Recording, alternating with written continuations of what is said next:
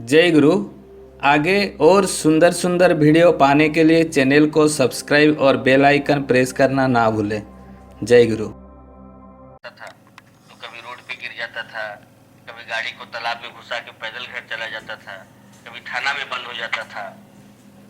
लोगों को पता चलने से पुलिस उठा पुठा के घर तक पहुंचाएगा। और इसी जिंदगी को हम लोग समझते थे कि हमसे ज्यादा सुंदर जिंदगी तो और कोई जी ही नहीं रहे धरती पर। खैर, बड़े लालदा के घर के बगल में एक गुरु भाई जमीन लेके घर बनाए। उनका नाम था श्रद्धेय विजय, उनका नाम है श्रद्धेय विजय महापात्र। महीने 2 महीने के बाद जब विजयदा का बड़े लालदा से दोस्ती हुआ तो विजयदा बोल रहे बड़े लालदा को, अरे बड़े लाल भाई, हम कहाँ आके घर बना लिए, यहाँ तो कोई सत्संग को जानता नहीं है, ठाकुर जी को जानता नहीं है, हम तो गलत जगह के फंस गए। हम पहले जहाँ रहते थे वहाँ ठाकुर जी का हफ्ता में 1-8 सत्संग मिल जाता था, 1-8 भजन गाने मिल जाता था। मेरा मन यहाँ नहीं लग रहा बड़े लालदा, हम यहाँ घर बेच के चले जाए। तो बड़े लालदा बोले कि चलिए चलिए, आपको अपने एक दोस्त से मिलाते हैं। अब देखिए, ठाकुर जी की लीला यहीं से शुरू हो रही है। ठाकुर जी तो लीलाधारी पुरुष है। बड़े लालदा क्या किए, वो विजय महापात्रोदा को मेरे पास लेके आए। और मैं तो बिल्कुल ही नास्तिक, 37 साल की उम्र तक अगरबत्ती भी कभी अपनी इच्छा से नहीं जलाया था। मजबूरी में भगवान के सामने अगर पूजा अर्चना में बैठे तो जला दी, लेकिन कभी मन नहीं हुआ कि भगवान को अगरबत्ती जलाए। ऐसे नास्तिक आदमी के सामने वो उसको लेकर के आ रहा। ऑफिस में बैठे हैं हम, बड़े लालदा बियर पी रहे हैं। देखिए, विजयदा जो है वो सिगरेट में गांजा भर रहे हैं। अब उनके बारे में 2 लाइन बता देता हूँ। श्रद्धेय विजय महापात्रोदा ठाकुर जी के दीक्षित भी हैं, स्वस्थैनी व्रतधारी भी हैं। और जैसे मुझे शराब पीने की पूरी खुली छूट थी घर में, वैसे उसको गांजा पीने का खुला छूट था। वो अपने बाल बच्चों परिवार के साथ में छत पर चिलम खट्टी में गांजा भर के पीता था। खैर, वो जब हम लोग शराब पी रहे थे और सिगरेट भी भरने लगा तो हमको लगा चलो टीम एक आदमी लेके आए, भी नसड़िए है। लेकिन उसमें एक क्वालिटी बहुत अच्छी थी कि वो गांजा पीने के बाद में सिर्फ और सिर्फ ठाकुर जी का ही बात बोलता, कुछ। तो उसका जब गांजा खत्म हो जाए तो ठाकुर जी का बात शुरू कर दे, और वो ठाकुर जी का बात बोलता था और हम जो है शराब पी करके उसका बात को तर्क दे के काटते रहते थे। हम लोग दोनों में खूब द्वंद्व चलता था। वो सज्जू की बातें करे, मैं कलयुग की बातें करता था। ईश्वर की बातें करे, मैं राक्षस की बातें करता था। और जब वो मेरे से नहीं सकता था तो मेरे को एक ही बात बोलता था कि दादा, एक बार थोड़ा मोहनदास से मिल लीजिए। मुझे नहीं मालूम था मोहनदास है कौन। ऐसा हफ्ता 10 दिन चलने के बाद में मेरा मन बहुत पजल्ड हो गया है। ठाकुर ठाकुर ठाकुर भगवान का बात सुन सुन के हम अपने मित्र बड़े लालदा को बोले कि बड़े लाल भाई, अच्छा आदमी लगता है, ब्राह्मण आदमी है, भगवान का बात बोलता है, इसको कल से मत लाना यार, बेकार गाली दे देंगे, इसका मन खराब हो जाएगा। अब देखिए ठाकुर जी कैसे लीलाधारी पुरुष है। बोलते ना, हम लोग के बिहारी में कहावत है, राम मिलाए जोड़ी, एगो अनहर एगो कोढ़ी।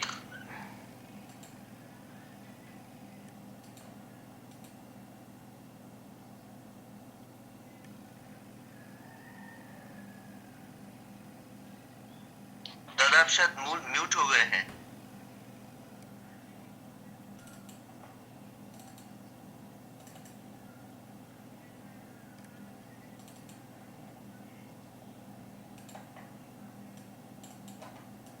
संजूदा आप शायद म्यूट हो गए हैं। हेलो।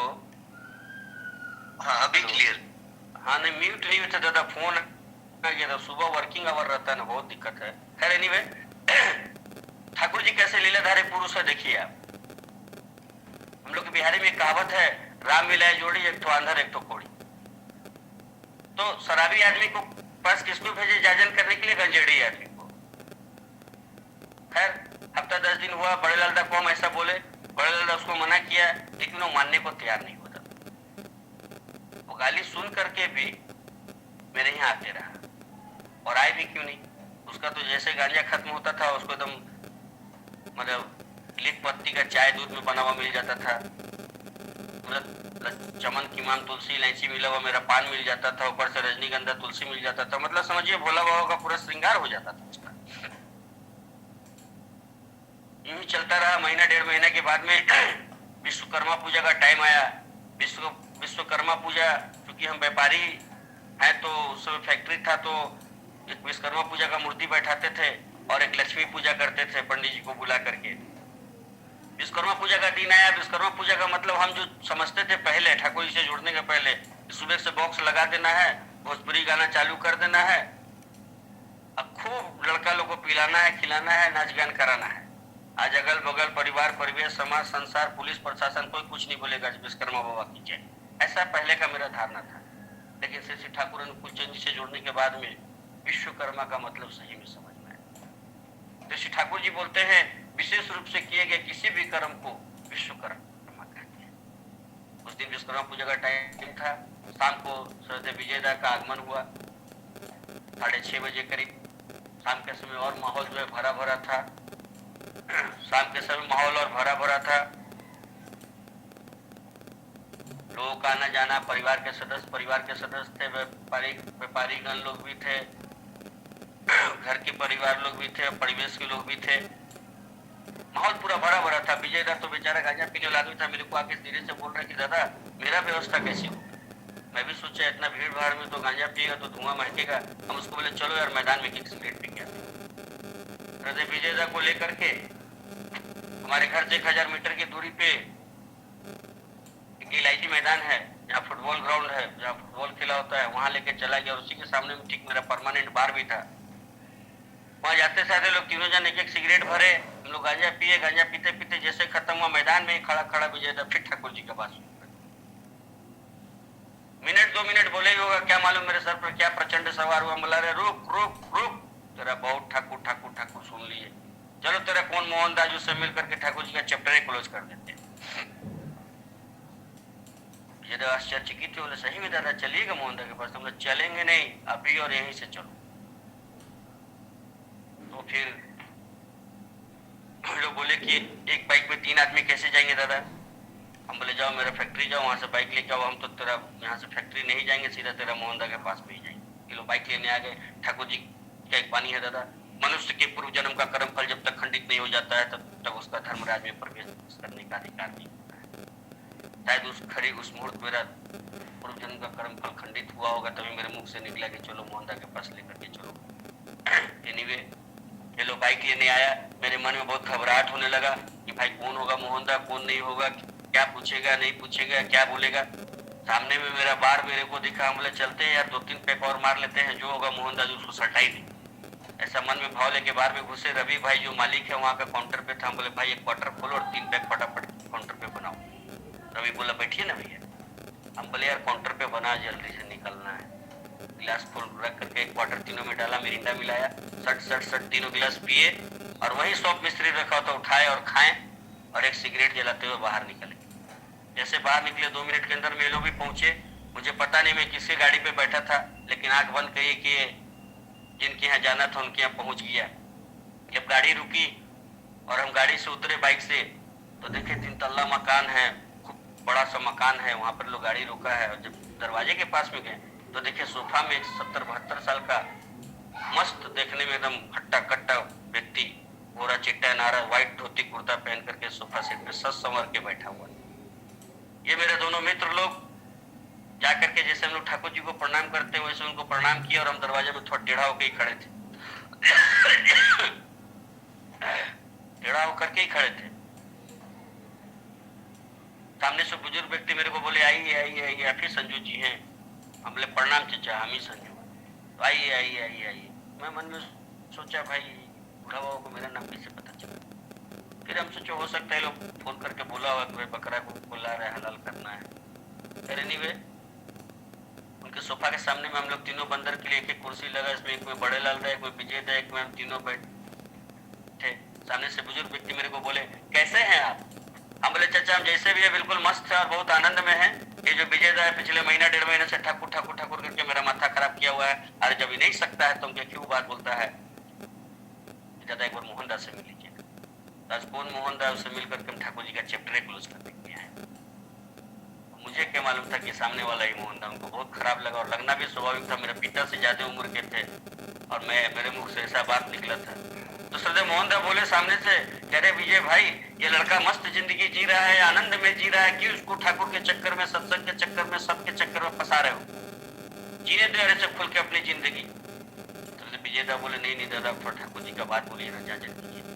मेरी दीक्षा मात्र 16 साल हुई दादा, मैं 16 साल की दीक्षा की अनुभूति के आधार पर आपको बोलता हूँ कि मैं जो ठाकुर जी की दीक्षा समझा हूँ, ठाकुर जी के दीक्षा का मतलब ही है बचना और पढ़ना, और दूसरा कोई पूजा पाठ नहीं है। जो व्यक्ति ठाकुर जी को ग्रहण करके अपने जीवन को सुनियंत्रित नहीं कर पाया, जो व्यक्ति ठाकुर जी को ग्रहण करके अपने जीवन को सुरक्षित नहीं कर पाया, और जिस भी कर्म क्षेत्र में है उसमें अगर क्रमोन्नति उसका वृद्धि नहीं हो पा रहा है, दैट मीन्स ठाकुर जी का ठा भी उसके अंदर में ही समाया है। मुख में ठाकुर है, अंतर में ठाकुर नहीं समाया।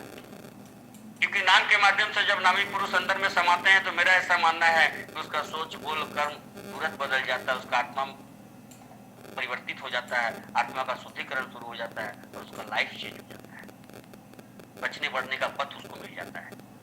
खैर, मेरे बचने बढ़ने संबंधित श्रद्धेय मोहन मेरे से 2-3 प्रश्न किए। मैं तो घोर कलयुग में जी रहा था, मैं कलयुग की भावधारा के हिसाब से उनको जवाब देने का चेष्टा किया, और उसी चीज को श्रद्धेय मोहनदास सत की भावधारा से, सत्संग की भावधारा से, श्री ठाकुर अनुकूल चंद जी की भावधारा से मुझे समझाने का प्रयास किया। तो मुझे बहुत ही अच्छा लगा, बहुत ही सारगार्भित लगा। मैं उतनी अच्छी बातें, उतनी सुंदर बातें अपने जीवन में कभी मैंने नहीं सुना था। अब मेरा थोड़ा उनके प्रति श्रद्धा हो गया, थोड़ा प्रेम हो गया, मैं उनको नम आंखों से देखने लगा। मुझे लगा कि कोई ज्ञानी पुरुष के पास में बैठा, उनकी बातों को सुन के नहीं, श्री ठाकुर अनुकूल चंद जी की बातें उनके मुख से सुन के मुझे बहुत अच्छा लगा। तब श्रद्धेय मोहनदास सामने से बोले, एक बात पूछे बेटा, बुरा तो नहीं मानोगे? बोले नहीं जी दादा पूछिए। अब हम उनको दादा बोलने लगे थे क्योंकि मैं उनको थोड़ा श्रद्धा मेरा उनके प्रति हो गया था। बोले जी दादा पूछिए। तो हाथ का इशारा करके पूछे कि दिन भर में कितना बोतल शराब पीते? शराब का तो ऐसा था दादा, डेली सुबह उठ के जब अपने किचन में देखता था तो कहीं 10 बोतल, कहीं 12 बोतल, कहीं 15 बोतल बियर का पड़ा रहता था, और उसी समय बोलता था कि यार सलाद से दारू नहीं पिएगी। लेकिन फिर 9 से 10 बजते बजते सुबह एकदम कुत्ता का पूछ की तरह घूम जाता था, और फिर शराब का दौर शुरू हो जाता था। मैं सोचा बुजुर्ग आदमी है, क्या इनको बोलूं 12 बोतल 15 बोतल? मैं बोला दादा मैं 5-7 बोतल बियर डेली पीता हूँ। मुझे ऐसा लगता है कि मैंने अपने जीवन में जितना बियर पिया है, जितना शराब पिया, उसका 1/4 पानी नहीं पिया हूँ। मैं सर्व सुन को बोल रहा हूँ कि 5-7 बोतल बियर पीता हूँ। श्रद्धेय मोहनदास बोले क्या खास बात है यार, तुम अपना कोटा का जितना पीते हो उतना दबा के पीना, तुम्हारा कोटा जब पूरा हो जाए तो ठाकुर जी का नाम पे 1 बोतल जरूर पी।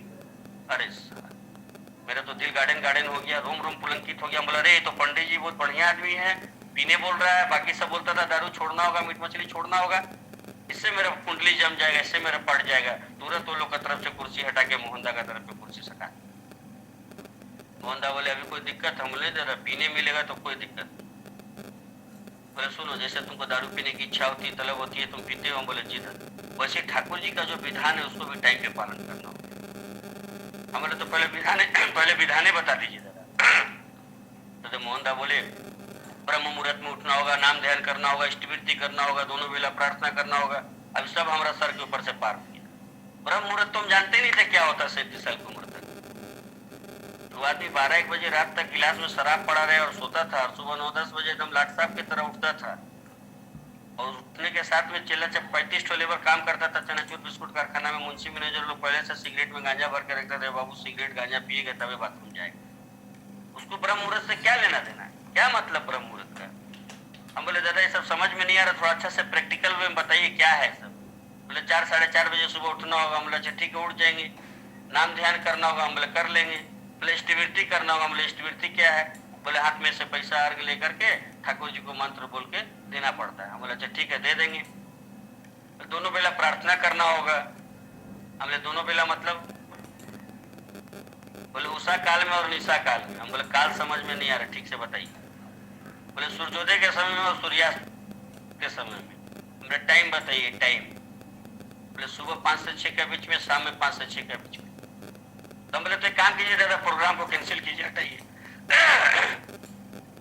मोहनदा बोले अब तुमको क्या हो गया? हम बोले अच्छा दादा एक बात बताइए, हम 5-6 बजे शाम तक अगर प्रार्थना करते रहेंगे, पूजा ही करते रहेंगे तो हम दारू कब पिएंगे? हमको तो सुबह 9 बजे से चाहिए। तो 4 सेकंड रुकने के बाद में श्रद्धेय मोहनदा बोले तुम एक काम करना यार, तुम दारू पी के प्रार्थना करना, लेकिन प्रार्थना भी जरूर करना, हो जाएगा। तो हमने दादा दारू पीने मिलेगा तो 3 ठो नहीं 13 ठो विधान का पालन हो जाएगा। दारू छोड़ के कुछ होने वाला नहीं है। इतने सारे तमाम कंडीशनों के बाद में मेरी दीक्षा 21 नवंबर 2006 को मेरी दीक्षा हुई। मैं, मेरी पत्नी और मेरी बेटी, बड़ी बेटी का दीक्षा 21 नवंबर 2006 दिन मंगलवार को संपन्न हुआ। जिस दिन दीक्षा हुआ उस दिन हम मन में सोचे कि भाई आज मीट मांस मछली प्याज लहसुन, आज मीट मांस मछली नहीं खाएंगे, प्याज लहसुन तो नहीं सोचे थे, बोले मीट मछली आज नहीं बनाएंगे, शराब दारू गांजा आज नहीं पिएंगे। ऐसा मन में सोच करके ऑफिस में बैठे हैं। उस समय फिल्म टेप रिकॉर्डर मेरे पास में डबल कैसेट वाला था, सीडी तो बनता नहीं था उस टाइम में। सदैव विजय महापात्र दा मुझे कैसेट दिए थे ठाकुर जी का भजन का, अनुकूल भजन माला, बहुत सरगार्भित भजन थी, बहुत अच्छी अच्छी भजन है उसमें, मीनिंगफुल भजन है। उसको लगा के मैं ऑफिस में सुनता रहा। कैसेट सुन के जब मन भर जाता था तो एक पुस्तक मिला था दीक्षा के समय में, सत्यानुसरण, उसको पढ़ता था। उसमें तो इतनी सरगार्भित बातें, हमको लगता है रामायण, गीता, बाइबल, कुरान सब का निचोड़ उसमें लिखा हुआ है। उसमें एक एक लाइन में एक एक किताब लिखा जा सकता है, उसके एक एक लाइन पे पीएचडी कर सकता है लोग, इतनी सुंदर सुंदर बातें उसमें लिखी गई है। उसको पढ़ता था, उससे जब मन भर जाता था तो फिर बीच में ठाकुर जी का जो बीज मंत्र है उसका नाम किया करता था। ऐसा करते करते पूरा दिन पार हो गया। रात को 9 बजे जब ऑफिस से घर पहुंचा, बगल में तो ऑफिस घर बगल में, घर जब घुसा पैंट शर्ट खोल करके खूंटी में टांग रहा था, बड़ी कस के मुझको झटका लगा। यार डेली 10-12 बोतल पीते थे यार, क्या है इतना नौटंकी करना, चलो एक बोतल बियर मंगाते हैं, पियेंगे, रोटी शोटी खा के सो जाए। ऐसा सोच के पॉकेट में हाथ डालने गया, तब तक सरदेव मोहन दा की एक बात याद आ गई। मोहन दा एक ही बात बोले थे कि बेटा जब भी तुमको वृत्ति प्रवृत्ति अपनी ओर टानेगा, जब भी वृत्ति प्रवृत्ति तुम्हारे ऊपर हावी होगा, तुम 20 मिनट, 15 मिनट, आधा घंटा जो तुम सकोगे ठाकुर जी का पहले नाम ध्यान कर लेना, फिर तेरे दिल में जो जचेगा खुली छूटे तू करना। मैं मन में सोचा भाई अभी तो 9 बज रहा है, मुझे तो रात को 12 बजे भी शराब अवेलेबल हो जाता है, चलो थोड़ा देर आज ठाकुर जी का नाम ही कर लेते हैं। क्योंकि सुबह से तो ठाकुर में थे, भजन सुन रहे थे, सत्यानुसरण पढ़ रहे थे, नाम कर रहे थे, तो फिर मन में ऐसा भाव आया कि चलो थोड़ा नाम ही कर लेते हैं। जहाँ बैठ के अभी मैं आपको बोल रहा हूँ उसी जगह पर बैठ के मैं नाम करने बैठ गया, ध्यान करने बैठ गया। मुझे सच में याद नहीं है मैं 5 मिनट किया कि 50 मिनट किया, लेकिन जब मेरी आंख खुली, बगल वाले रूम में पत्नी बच्ची को पढ़ा रही थी, मैं बोला भाई मेरा खाना निकाल दो। पत्नी को भी यकीन नहीं हुआ कि भाई सही में खाना निकाल दो, बोल रहा हूँ क्या सही में निकाल दें?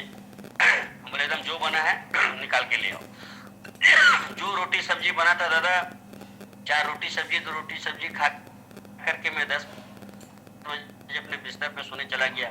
और सोने जब गया तो रात भर छटपट छटपट छटपट, नींद तो आई नहीं रही, और आए भी तो कैसे आए? जो व्यक्ति उस दिन से 25 वर्ष पूर्व तक किसी एक दिन भी बिना नशा का नहीं सोया हो, उसको नींद कैसे आएगी? बहन हमको अच्छी तरह याद है, अगर कभी हॉस्पिटल में सर्दी खांसी बुखार में भी भर्ती होते थे तो मेरा परम प्रियकर मित्र लोग मेरे को मुनक्का भांग पहुंचा के आता था कि भाई को नींद नहीं आए।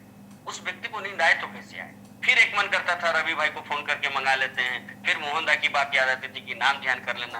दोनों इस देवता और दानव में युद्ध चल रहा था।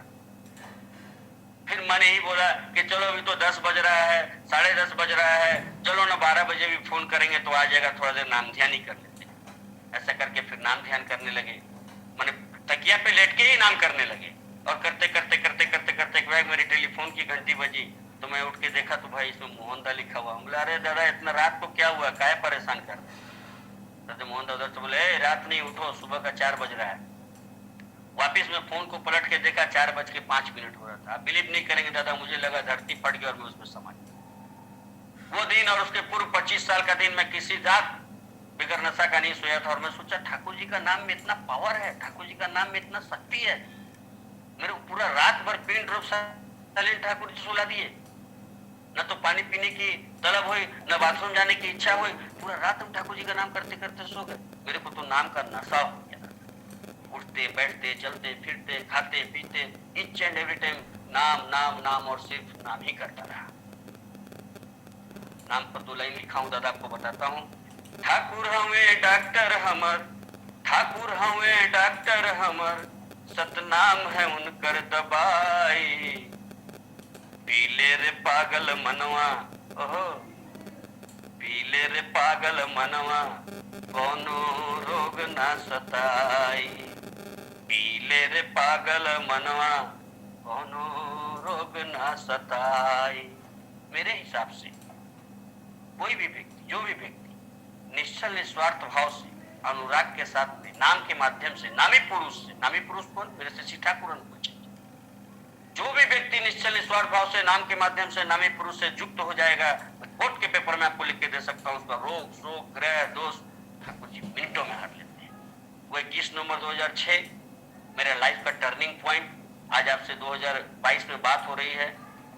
मेरा मीट मांस मछली शराब दारू गांजा भांग सिगरेट रजनीगंधा पान पराग तुलसी इवेन कलयुग का अमृत बोला जाने वाला चाय जो घर घर में आज कलयुग का अमृत बन के बरस रहा है, मेरे जीवन से श्री श्री ठाकुर अनुकूल चंद जी की दया से, परम पूज्य श्री श्री आचार्य श्री श्री दादाजी के आशीर्वाद से, पूजनीय श्री श्री आचार्य देव जी के असीम प्रेम और प्रेरणा से मेरे को जीवन से उस चाय से भी मुक्ति। यही मेरिकल है, यही चमत्कार है। ठाकुर जी के जगत में लोग बोलते हैं चमत्कार नहीं होता है, मैं डंके की चोट पे बोलता हूँ कि पल पल चमत्कार होता है, लेकिन उसके लिए ठाकुर जी जो बोले करना पड़ता है। ठाकुर जी क्या बोले? धरो करो हो पाओ। क्या धरो? दीक्षा के माध्यम से ठाकुर जी को धरो। क्या करो?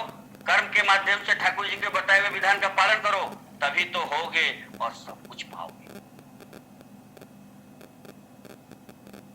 21 नवंबर 2006 मेरा लाइफ का टर्निंग पॉइंट। 2 दिन बाद 23 नवंबर को सरदेव विजय महापात्र था जो गांजा पी के मेरे को ठाकुर जी का बात बोलता था, मेरे घर आया।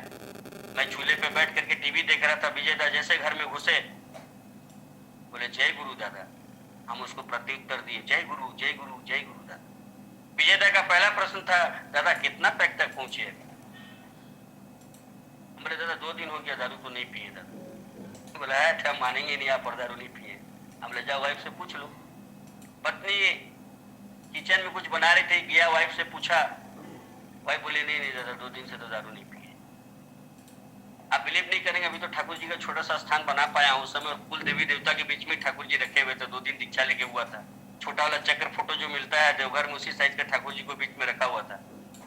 विजय दा वहां से वापिस आए, ठाकुर जी को प्रणाम किया और पलट करके मेरे को बोल रहे हैं कि दादा आज से हम गांजा नहीं पिए। अरे साला दिल गार्डन गार्डन हो गया, रोम रोम फूलन। क्या बोल रहे विजय दा? बोले सही बोल रहे दादा आज से हम गांजा नहीं पिए। मुझे ठाकुर जी की सत्यानुसरण की एक लाइन याद आ गई दादा। ठाकुर जी सत्यानुसरण में लिख रहे हैं कि दूसरे की मंगल कामना ही अपने मंगल की प्रसूति। ठाकुर जी का कौमा हलंत कर खसकाना भी बहुत मुश्किल है दादा। देखिए दूसरे की मंगल करना नहीं बोले, करने से तो हम लोग तर जाएंगे अगर मंगल कर देंगे तो। ठाकुर जी बोल रहे हैं दूसरे की मंगल कामना है। अगर किसी की मंगल की आप कामना भी करते हैं तो आपका मंगल आपके घर में पलने लगता है। जैसे विजय दा मेरा मंगल की कामना कर रहे थे, कैसे हम ठाकुर जी से जुड़े, कैसे हम ठाकुर जी का हुए, कैसे सत्संग को ज्वाइन करें, और उनका मंगल उनके घर में जो पल रहा था ये उनको भी पता नहीं था। मेरा शराब छूटने में उनका गांजा छूटना लिखा हुआ था, ये उनको भी पता नहीं था। ये लाइन उस बात को चरितार्थ कर रहा था, सार्थकता दे रही थी इस लाइन को कि दूसरे की मंगल कामना ही अपने मंगल की प्रसूति। इसका जीवंत उदाहरण मेरे सामने बैठा हुआ था। मेरे को ठाकुर जी से और भी अगाध प्रेम हुआ कि एक लाइन ठाकुर जी जो सत्यानुसरण कटु सत्य है। सदैव बड़े लाल दा जो कभी रोड में गिर जाया करते थे, गाड़ी तालाब में घुसा दिया करते थे, थाना में बंद हो जाया करते थे पी करके, आज श्री ठाकुर अनुकूल चंद जी की दया से, परम पूज्य श्री दादा के आशीर्वाद से, पूजनीय श्री आचार्य देव जी के असीम प्रेम और प्रेरणा को पा करके उन्हें स्वस्थनी व्रत ग्रहण करके आज मीट मांस मछली प्याज लहसुन दारू शराब गांजा भांग इवेन कलयुग का अमृत बोला जाने वाला चाय उसको भी ध्यान दो। पल पल चमत्कार हो रहा है, पल पल दया हो रही है। बस सिर्फ क्या करना है? धरो करो हो और पाओ। ऐसा हम लोग तीनों जन का जीवन बदला। सदैव मोहन दा डेली हम लोग को फोन करके उठाते, नाम ध्यान इष्टवृत्ति प्रार्थना के लिए प्रेरित करते, लेकिन उनकी एक बातें मुझे बहुत खटकती थी कि उठाते था, सबसे पहले बोलते थे इष्टवृत्ति किया, इष्टवृत्ति करो, इष्टवृत्ति करो। मेरे को मन में ऐसा लगता था साला डेली एक ही बात पहले बोलता है यार इष्टवृत्ति किया। जरूर इसमें कुछ घोड़मट है, कुछ चक्कर है, क्योंकि इष्टवृत्ति तो पैसा से हो रहा था और मैं तो कलयुग से सतयुग में प्रवेश कर रहा था, दानवों के राज से देव के राज में प्रवेश कर रहा था। तो बहुत द्वंद चलता था, दोनों में मार होता था, अंदर अंदर बहुत क्लेश होता था दोनों में, जो फैक्ट है। तो मन में एक भाव आया कि जरूर कहीं ना कहीं इस इष्टवृत्ति में कुछ घोर चक्कर है। जो बाबा डेली सुबह उठ के एक ही बात बोलता है इष्टवृत्ति किया। तो मोहन दा को अच्छा दादा एक तो बात बताइए। उस समय दादा मैं 1 रुपया से इष्टवृत्ति करता था। आज श्री ठाकुर अनुकूल चंद जी के दया से, श्री दादा के आशीर्वाद से, पूजनीय श्री आचार्य देव जी के असीम प्रेम और प्रेरणा से मैं स्वयं का इष्टवृत्ति 120 रुपया करता हूँ। पत्नी बच्ची माता पिता सबका मिला के 200 रुपये डेली इष्टवृत्ति भेजता हूँ। फिर भी मुझे लगता है कि मैं ठाकुर जी को छलता हूँ, ठगता हूँ और कुछ नहीं करता हूँ। इसका मैं आपको जीवंत उदाहरण बताता हूँ। जब मैं मोहन दा को ये बात बोला कि दादा एक बात बताइए, जो इष्टवृत्ति हम लोग 40 तरीके 120 रुपया भेजते हैं महीना का, इसमें कितना % कमीशन आपको मिलता है? होता है, 5%, 10%, 15%, 20%, कुछ तो चक्कर होगा आप लोग का। मोहन बोले तुम्हारे दिमाग में इतना गंदा विचार कैसे आया? हम कह रहे इसमें गंदा क्या बात है, अब सीधा तो सुबह फोन उठाते हैं, रखे को बात पूछते हैं एस्टिमेट किया, एस्टिमेट होता है पैसा से, कुछ न कुछ तो आप लोग इसमें जरूर मिलता हुआ, तब इतना इंटरेस्ट आप लोग दिखाते हैं। बोले देखो इसको समझने के लिए तुमको देवघर जाना पड़ेगा। हम बोले तो दादा इसके बाद जब देवघर जाइएगा मेरे को बगैर बोले मेरा टिकट कराइएगा, हमको इसको समझना है इसमें चक्कर क्या है। ये प्रश्न मैं तब किया था जब मैं 1 रुपया से एस्टिमेट करता था।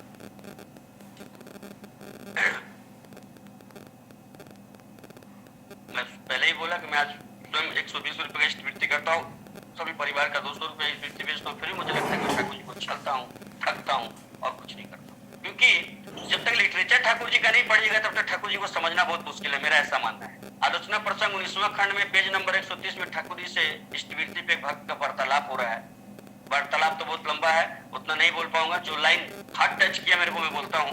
जब भक्त ठाकुर जी से प्रश्न किया कि ठाकुर जी अगर मेरे पास अर्घ नहीं रहेगा तो मैं कैसे इष्टवृत्ति करूं? ठाकुर जी बोल रहे हैं फूल फल जल इत्यादि किसी से भी करोगे, किंतु ये किंतु सब ठाकुर जी जो लगाते थे बहुत मार्मिक बात है, ध्यान से समझिएगा। सत्संग कभी भी किसी का विरोध नहीं करता है, उसका निरोध करके उसका निराकरण देता है। ये किंतु में ठाकुर जी का सब राज छुपा है। ठाकुर जी बोल रहे फल फूल जल इत्यादि किसी से भी कर सकते हो, किंतु तुम अगर अन्न जल ग्रहण करते हो तो अपने भोजना कुल अर्घ्य इष्ट को निवेदन करके अन्न जल ग्रहण करो। अब और सबसे जो लास्ट लाइन है, सबसे जो मार्मिक लाइन ठाकुर जी लिख रहे हैं, बोल रहे हैं कि अपनी सामर्थ्यता को फांकी नहीं दो। मैं मन में सोचा साला मैं इतना समर्थ हूं, ठाकुर जी को 1 रुपया 2 रुपया से इष्टवृत्ति कर रहा हूं। जिस ठाकुर जी को पकड़ के मेरा कीचड़ जैसा जीवन कमल की तरह होने जा रहा है, हो रहा है, मेरा सोच बोल कर्म बदल रहा है, मेरा लाइफ स्टाइल चेंज हो रहा है, उसको भिखारी की तरह 1 रुपया 2 रुपया 5 रुपया। मेरे घर में जो मेड सर्वेंट आती है वो झाड़ू पोछा बर्तन मांजती 50 रुपया दिल्ली का लेके जाती है, उससे नीचे भी अपना गुरु को स्थान देके रखे। इतना निकृष्ट व्यक्ति। मेरी बेटी अगर रात को बोल देती पापा डोसा खाएंगे तो तुरंत 200 रुपए का डोसा चले आता है। पत्नी थोड़ा मुस्कुरा के अगर बोलती चलिए ना रेस्टोरेंट में खा के आएंगे तो तुरंत 4 चक्का में सेल्फ मार देते हैं, चले जाते हैं, ना मेनू देखते हैं ना रेट देखते हैं, फटाफट ऑर्डर करते हैं, कार्ड स्वाइप करके 1000-1500 रुपया बलि चढ़ा के चले जाते हैं, मुस्कुराते हुए, थोड़ा भी चेहरे पे गम नहीं रहता है। और ऐसे परम पिता को पकड़ के तो ठाकुर जी बोल रहे हैं कि अपनी सामर्थ्यता को फांकी नहीं दोगे। तुम अगर अन्न जल ग्रहण करते हो, ठाकुर जी इष्टवृत्तियों को फिक्स अमाउंट तो कभी नहीं बोले, लेकिन इतना जरूर बोले कि तुम 3 बेला में जो खाते हो उसका जो 1 बेला का अर्घ होगा वो मिनिमम तुम्हारा इष्टवृत्ति है। कोई माँ अगर 20 रुपए के चावल में दिन भर भोजन कर लेती है तो मेरे हिसाब से उसका 7 रुपए मिनिमम इष्टवृत्ति है। और मैं अगर 200 रुपए डेली दिन भर में अपने ऊपर में खाता हूँ तो मेरे हिसाब से मेरा 70 रुपए मिनिमम इष्टवृत्ति होना चाहिए, एज पर ठाकुर जी का आइडियोलॉजी के हिसाब से। ऐसा मेरा मानना है, ये कोई लागू करने की बात नहीं, अपने अपने मन की बात। खैर एनीवे, मैं ये बोल रहा था एक मेड सर्वेंट जब 50 रुपए डेली लेके जा सकती है, जिससे मेरा जीवन का दूर दूर तक कोई उद्धार होने वाला नहीं, और जो मेरे मंगलदाता है, जिनको मैं अपने घर का सबसे श्रेष्ठ व्यक्ति मानता हूँ, जो मेरे लिए सबसे प्रिय परम है, उनको देने के टाइम में मेरा हालत खराब हो जाता है। हम पॉकेट में सबसे छोटा वाला पैसा खोजने लगते हैं कि कहाँ 1 का सिक्का है, कहाँ 5, अरे तो 10 का सिक्का पकड़ा गया। प्रणामी करने टाइम में छोटा कौन सा नोट है उसको खोज के निकालते हैं।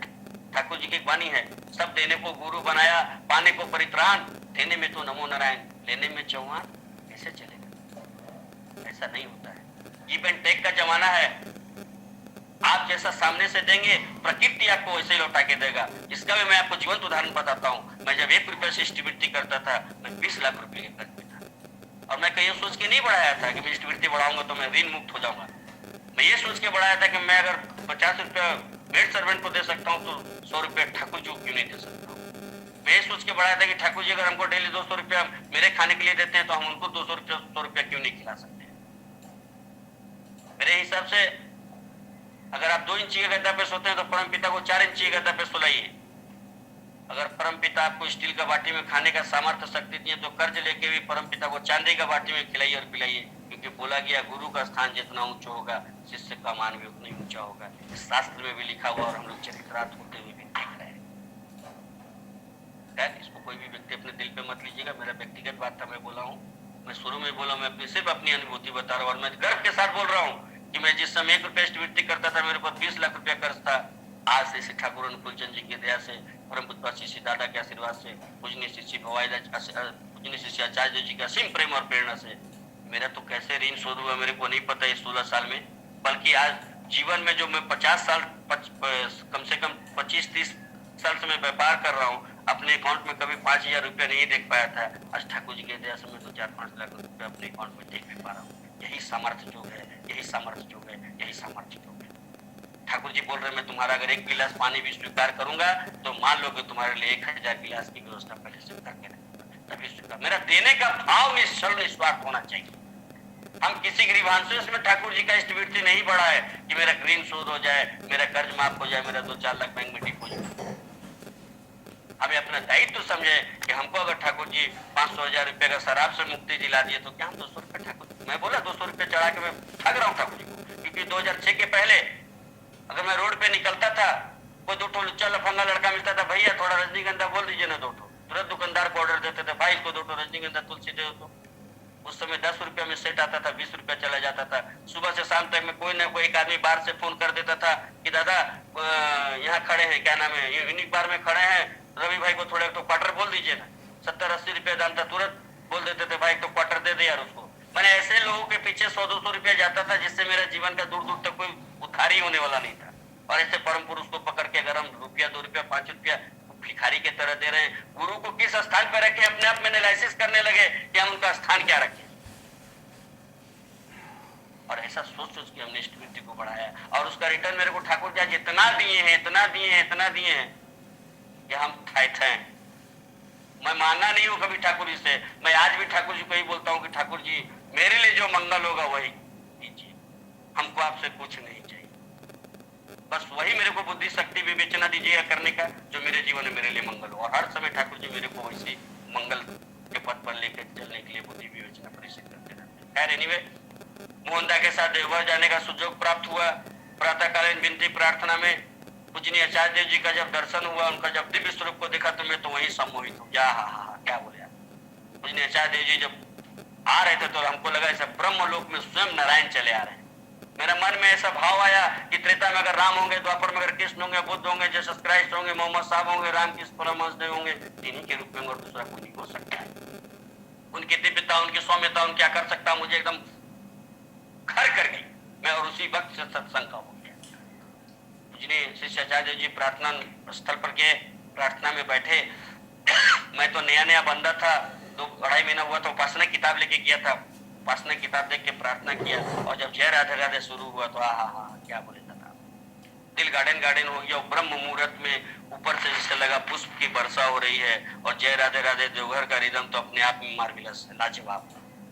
प्रार्थना समाप्ति के बाद में पूजनीय आचार्य देव जी जब चले गए तो मोहनदा बोले चलो तुमको सबको प्रणाम करा देते हैं।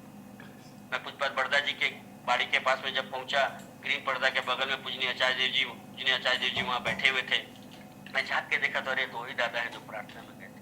मोहनदा मेरे को बुलाते रहेगा और हम उनको भगाते रहेंगे। नहीं गए हम प्रणाम करने उनको। मुझे ऐसा लग रहा था कि मेरे ऐसा वृत्ति प्रवृत्ति से घिरा हुआ व्यक्ति, मेरे ऐसा नास्तिक व्यक्ति, मेरे ऐसा निकृष्ट व्यक्ति, उनको प्रणाम नहीं करना चाहिए। मेरा प्रणाम करने से शायद उनका अपमान हो और मैं प्रणाम करने नहीं गया। मैं लेकिन उनको गाछ के पीछे से खड़ा होकर टुकुर टुकुर देखता रहा क्योंकि मुझे देखने में बहुत अच्छे लगे। पूजनीय आचार्य देव जी जब उठ के अपने रूम में चले गए तो मोहनदा मेरे को इष्टवृत्ति काउंटर दिखाने ले गए। उस समय कोई उत्सव का टाइम था, बहुत भीड़ भाड़ था। फिलंथ्रोपी के ऊपर में जो इष्टवृत्ति जमा होता है हॉल घर में, वहां लेके गए। मैं देख के हतप्रभ रह गया। 20 काउंटर है, 18 से 20 काउंटर है और सभी काउंटरों में 10 से 20 लोग खड़े हैं। मैंने 18 साल की उम्र से लेकर के 80 साल के बुजुर्ग तक, पैंट शर्ट वाला से लेके पैजामा कुर्ता वाला से लेके धोती कुर्ता वाला तक, हाथ में पैसा लेके कागज भर के इतना संस्कार और संस्कृति के साथ में खड़ा है। उतना तो लेने के लिए कोई लाइन लगा के खड़ा नहीं रहता जितना वहां देने के लिए आदमी संस्कार के साथ में खड़ा था। मैं मन में सोचा ऑल ओवर वर्ल्ड में किसी भी बैंक में मैं नहीं लगता है कि 2 काउंटर या 3 काउंटर से ज्यादा कुछ रहा होगा आज तक पैसा जमा लेने देने का। लेकिन मेरे श्री ठाकुर अनुकूल चंद जी के आश्रम में 20 काउंटर ऐसा जहाँ सिर्फ देने के लिए आदमी खड़ा है। मेरा तो स्पिरिटी पर से बात ही खत्म हो गया। मैं फोन उठाया, तुरंत पत्नी को फोन लगा के बोला भाई मेरा कल से मीट मछली बंद। पत्नी बोली क्या हुआ? हम बोले कुछ नहीं, कल से मीट मछली बंद। दोपहर को रूम में गया मोहनदा के पास, मोहनदा बहुत डांटे, बोल रहे लाट साहब बन गया है, ज्यादा वीआईपी बनता है, अपने आप को लाट साहब समझता है, मालिक को प्रणाम करने नहीं गया। और मैं जाता भी तो कैसे जाता दादा वहां पर जितने लोग थे सब श्वेत वस्त्रधारी, देखने में सबकी दिव्यता सौम्यता अपने आप में लाजवाब थी। उनके साथ जो पार्षद लोग चल रहे थे वो भी अपने आप में लाजवाब थे। मैं तो भाई ब्लैक पैंट, पीला शर्ट, टिप्पी कट बाल, खुदरा खुदरी दाढ़ी, ऐसा अवस्था में गया था। मुझे अंदर से जमीर जवाब नहीं दे रहा था कि मैं प्रणाम करूं, लेकिन उनकी बातें मुझे बहुत आहत कर गई। मोहनदा का जो मुझे महीना 2 महीना से कांच के घड़ा के तरह लेके चल रहे थे, कंकर मार के। हम रूम से निकल के चले गए, जाके सबसे पहले एक भले आदमी की तरह, सज्जन पुरुष की तरह बाल कटवाए, दाढ़ी बनवाए और स्वस्ति शिविर से आके 2 पैजामा कुर्ता व्हाइट खरीदे और आकर के नहा धोआ करके पैजामा कुर्ता पहन के मोहनदा के साथ में प्रार्थना करने के। और मोहनदा को बोले दादा शाम में मेरे को मालिक प्रणाम करा दीजिए। मोहनदा ठाकुरवाड़ी के बहुत रिनोन व्यक्ति हैं, पूरे ठाकुर परिवार उनको बहुत श्रद्धा करते हैं, पारिवारिक सदस्य की तरह मानते हैं। उनको कोई हाथ देख के रोकता नहीं है बैरिकेटिंग के अंदर जाने के लिए। पहला बार ही मुझे ऐसा सुयोग प्राप्त हुआ मोहनदा के चलते, मैं उनके साथ साथ श्री दादाजी के चौकी के पास में जाके मैं उनको प्रणाम किया। प्रणाम करके जब मैं उनको देखा, अपने नजदीक से मैंने उनको देखा, तो मुझे तो ऐसा लगा कि मैंने सच पूछिए तो मैं सतयुग में आ गया। इतना सत्य पुरुष, इतना सौम्यता, इतनी मैंने आ कर सकता, और इतना उनका पॉजिटिव रे दिल को एकदम भर गया, एकदम मन तृप्त हो गया। वहां से फिर मोहनदा मेरे को हाथ पकड़ के वीआईपी गेस्ट हाउस के पास में ले गए। वहाँ पूजनीय श्री आचार्य देव जी बैठे हुए थे, सभी बैरिकेडिंग को हटाते हुए सीढ़ी के पास में बैठा के मेरे को प्रणाम कराए। और जब सीढ़ी के पास में प्रणाम करके हम उठ कर पूजनीय आचार्य देव जी को देखे, दिल गार्डन हो गया, रोम पुलंकित हो गया। मुझे लगा मुझे जन्नत का खजाना मिल गया और मेरे को दुनिया में कुछ नहीं चाहिए। मैं मोहनदा को वहीं बोला कि दादा इसके बाद आप जब भी आइएगा मेरे से बगैर पूछे तो मेरा टिकट करा लीजिएगा, मेरे से पूछने की आवश्यकता नहीं। 15 दिन के अंदर मैं फिर मोहनदा के साथ देवघर जाने का सुयोग प्राप्त हुआ। पूजनीय आचार्य जी के पास में ग्रीन पर्दा के सामने खड़ा था। उस समय एक बुजुर्ग व्यक्ति, मेरे जैसे पतले दुबले व्यक्ति, एकदम लाठी के माफिक खड़े। मैं उनको बार बार देख करके अपने आप को सीधा होता था दादा, लेकिन 5 मिनट 2 मिनट बाद देखता था मेरा स्पिनल कोड झुक गया है और वो आदमी एकदम टन खड़ा है सीधा। 2 बार 4 बार 5 बार प्रैक्टिस करने के बाद मैं जब सीधा खड़ा नहीं हो सकता था, मैंने स्टेट उनको देख के नहीं खड़ा हो सकता था, तो अपने आप पे बहुत घृणा हुई। जब पूजनीय श्री आचार्य जी उठ के चले गए तो मैं आश्रम में लोगों से पूछा कि भाई ये दादा कौन है। वो दुख के साथ कहना पड़ रहा है क्या जो दादा हम लोग के बीच में नहीं है, 2 दिन पहले ही 4 दिन पहले उनका देहावसान हुआ है। वो उनका नाम था श्रद्धेय गुरु किंकरदा।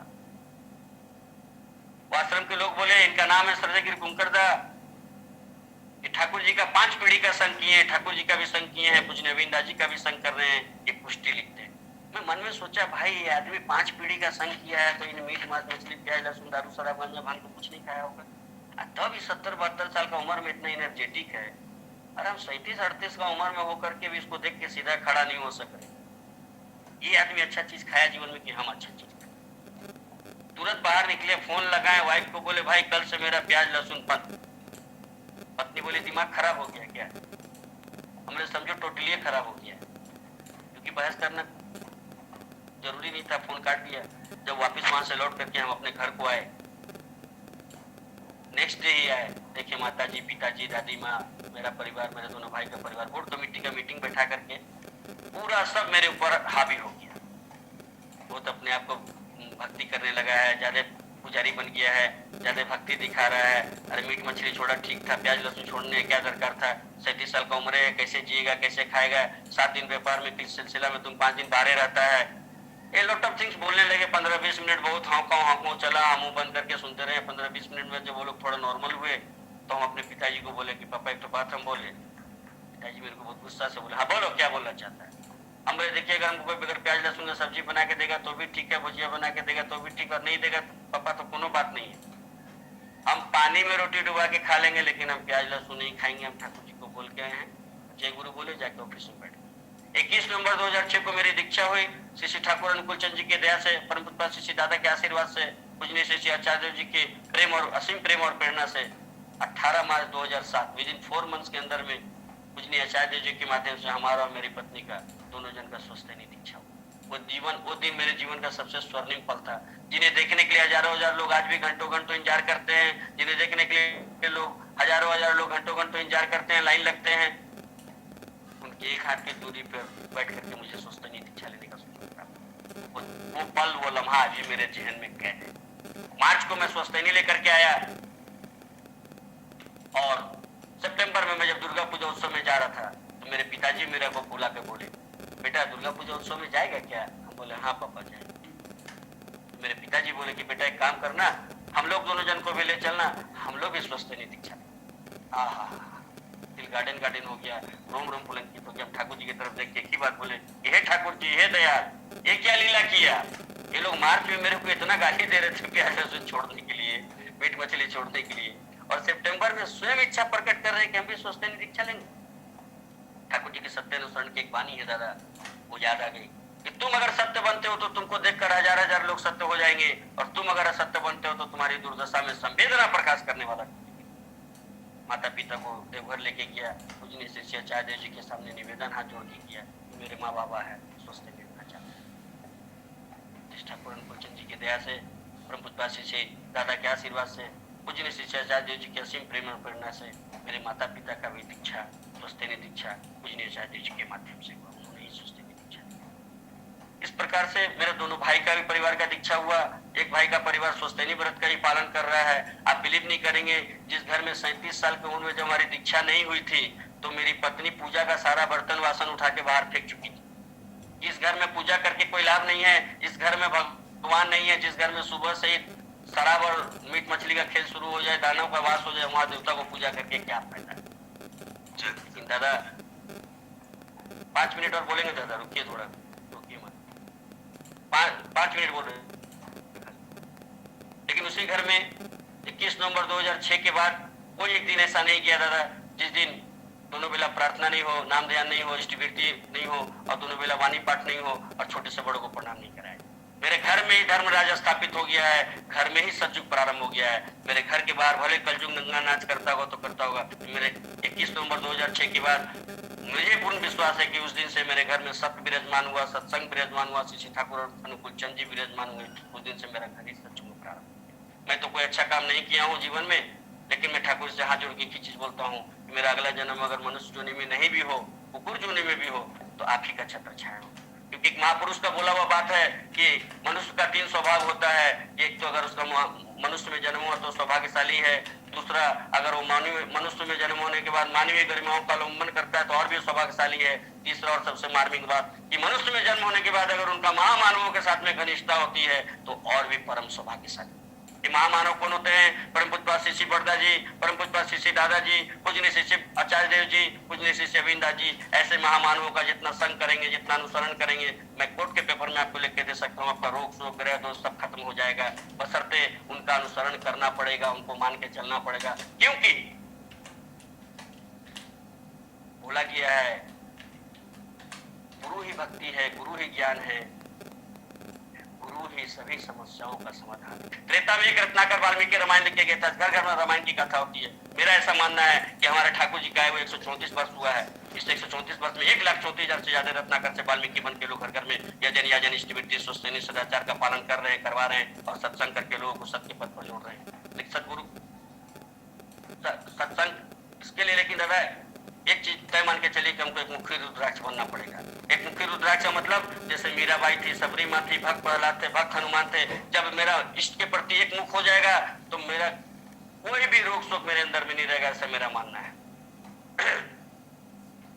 लोग बोलते हैं कलयुग चल रहा है, मैं बोलता हूँ सन 1888 ईस्वी से सतयुग का प्रारंभ हो गया है। उस दिन से, जिस दिन से ठाकुर जी का आविर्भाव हुआ, तब से सतयुग का प्रारंभ हुआ है। तब से आज तक जितने लोग सत्य सत्संग से श्री ठाकुर अनुकूलचंद जी से जुड़े हैं, सब सतयुग में ही वास कर रहे हैं। और इनकी लीला खेला को समझने के लिए आप एक बात तय मान के चलिए कि जब तक आप पुरुषोत्तम को, आचार्य देव जी को एक व्यक्ति के रूप में देखते रहेंगे, आपका जीवन में दूर दूर तक उद्धार होने वाला नहीं है। लेकिन जिस दिन से आप उनको एक शक्ति के रूप में देखना शुरू करेंगे, फिर मैं आपको दावे के साथ कहता हूँ, कोर्ट के पेपर पे लिख के देने को तैयार हूँ कि आपका रोग शोक ग्रह दोष सब दूर हो जाएगा। वो व्यक्ति नहीं है, वो एक शक्ति है, वो सर्वशक्तिमान है। पहले ऐसे पुरुषोत्तम हमको मिले जो सत्यानुसरण में लिख के हम लोग को दिए। इसके पहले के पुरुषोत्तम के जाने के बाद में लोगों ने उनकी गाथाएं लिखी है। लेकिन श्री श्री ठाकुर कुलचंद जी हम लोग के लिए बहुत सौभाग्यशाली है हम लोग कि हमको ठाकुर जी मिले और पहला ऐसा पुरुषोत्तम मिले जो हमको लिख के दिए कि सदगुरु के शरणापन्न हो जाओ, सतनाम मनन करो, सत्संग का आश्रय ग्रहण करो। मैं निश्चय कहता हूँ तुम्हें अपनी उन्नति और उन्नयन के लिए बहुत नहीं सोचना पड़ेगा। मेरी 16 साल दीक्षा हुई है दादा। मैं 16 साल की दीक्षा की अनुभूति के आधार पर आपको डंकी की चोट पे कहता हूँ, इस घोर कलयुग में, कलयुग उसके लिए जो दीक्षा नहीं लिया है, इस घोर कलयुग में, इस घोर प्रतिकूल युग में जो श्री ठाकुर अनुकूल चंद जी के विधि और विधान को नियम पूर्वक पालन करता चला जाएगा, वो इंसान बसता और बढ़ता चला जाएगा, बसता और बढ़ता चला जाएगा, बसता और बढ़ता चला जाएगा। आप इस ऑनलाइन में जितने लोग जुड़े हैं सभी से मेरा हाथ जोड़कर प्रार्थना है कि ठाकुर जी का निश्चल निस्वार्थ भाव से अनुराग के साथ में कीजिए। मेरे जैसा निकृष्ट वृत्ति प्रवृत्ति प्राण व्यक्ति के लिए भी ठाकुर जी से प्रार्थना कीजिए कि मैं जब तक जीवित रहूं उनका काम निश्चल निस्वार्थ भाव से करता रहूं, उनका ही दीनहीन सेवक बना रहूं, उनका ही कुकुर बन के मन चलता रहूं। मैं थोड़ा समय ज्यादा लिया इसके लिए क्षमा प्रार्थी हूँ। आप लोग सबों को मेरा प्रणाम। जय गुरु। कुछ अच्छा लगा हो तो ग्रहण कीजिएगा, बुरा लगा हो तो छोड़ दीजिएगा। जय गुरु।